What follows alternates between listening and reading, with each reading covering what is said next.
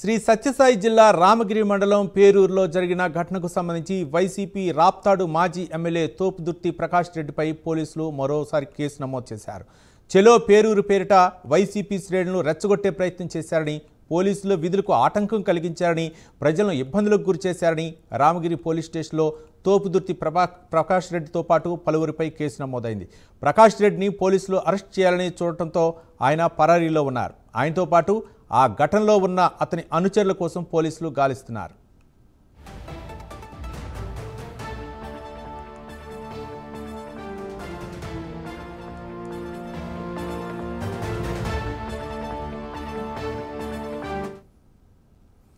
శ్రీ సత్యసాయి జిల్లా రామగిరి మండలం పేరూరులో జరిగిన ఘటనకు సంబంధించి వైసీపీ రాప్తాడు మాజీ ఎమ్మెల్యే తోపుదుర్తి ప్రకాష్ రెడ్డిపై పోలీసులు మరో కేసు నమోదు చేశారు.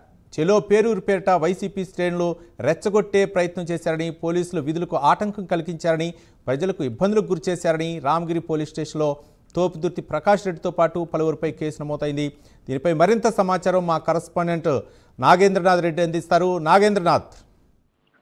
రవి, శ్రీ సత్యసాయి జిల్లా రామగిరి మండలంలో వైకాపా మాజీ ఎమ్మెల్యే రాప్తాడు ఎమ్మెల్యే పైన ఆయన పైన కేసు నమోదు కావడం జరిగింది. తోపుదుర్తి ప్రకాష్ రెడ్డి పైన, అలాగే ఆయనతో పాటు ఆయన వంచరుల పైన కూడా కేసు నమోదైంది. ఈ నెల 11న చలో పేరూరు అనే కార్యక్రమం పేరిట వైసీపీ శ్రేణులను రెచ్చగొట్టారు. అంతేకాకుండా పోలీసు విధులకు ఆటంకం, ఇబ్బంది కలిగించారు. ప్రజలు కూడా ఇబ్బంది పెట్టారని దానిపైన ఆయన పైన కేసులు పెట్టడం జరిగింది. రామగిరి మండలంలో రామగిరి మండలం ఓ విలేజ్ లో ఓ బాలిక పైన 18 మంది అత్యాచారం చేశారనే దానిపైన, ఆ ఘటన పైన చలో పేరూరు కార్యక్రమం పెట్టారు.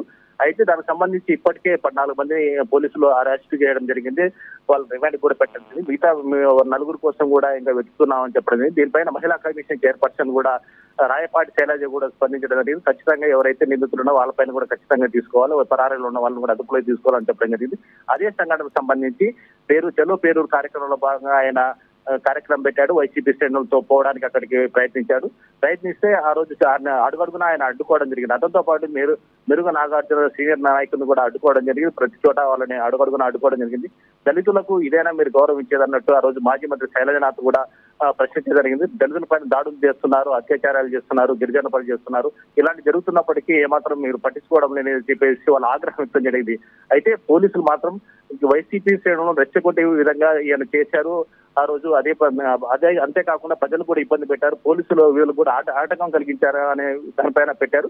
అంటే ఇప్పటికైతే వైకాపా శ్రేణులు అయితే జరిగిన సంఘటనలకు సంబంధించి మేము అక్కడికి వెళ్తే వాళ్ళు చేస్తున్న పోలీసులు ఏంటి, మాకు సెక్యూరిటీ కల్పించాలి, అలా కాకోకుండా వాళ్ళే వీళ్ళు అడ్డంకిగా మారన్నట్టు వైసీపీ శ్రేణులు చెప్తున్నారు. పోలీసులు మాత్రం రామగిరి మండలంలో ఘటనలు కూడా అనేక సంఘటనలు జరిగాయి.